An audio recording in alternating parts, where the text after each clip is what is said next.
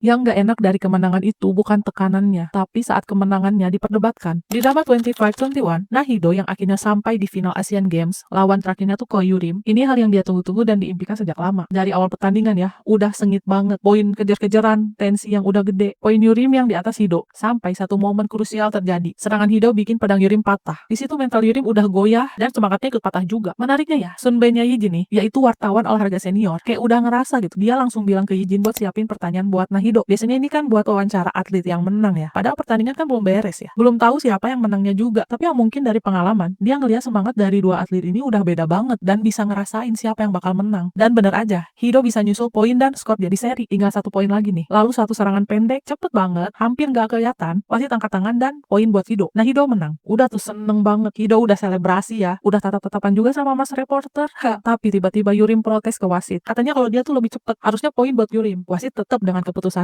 dari yang wasit amati, sentuhan Hido yang lebih dulu. Wasit kan posisinya deket sama tuh dua atlet, dan secara aturan keputusan wasit itu sah dan final. Padahal dua-duanya ini kan atlet Korea ya, dua-duanya bawa pulang medali. Harusnya selesai ya, tinggal rayain aja gitu. Tapi publik malah ribut, karena Yuri Min ya, yang udah biasa dapat medali emas, juga sebagai seleb anggar. Dia yang datang dari keluarga miskin. Sedangkan Hido, yang adalah atlet baru dan belum punya nama besar. Di jumpa pers, yang harusnya jadi ruang apresiasi, wartawan ini malah ngegoreng, dan tanya ke Hido apa keputusan wasit tadi salah. Ya Hido jawab lah, ya nggak salah. Nah si Yurim bilang kalau keputusan wasit salah. Yurim kekeh kalau dia yang lebih cepet, makin digoreng lah tuh. Nah hasilnya jadi berubah kalau kemenangan Hido katanya menimbulkan kontroversi. Dibilang ngerebut medalinya Yurim dan menang hasil dari kesalahan wasit. Bahkan muncul juga asumsi kalau Hido kenal dekat sama wasitnya.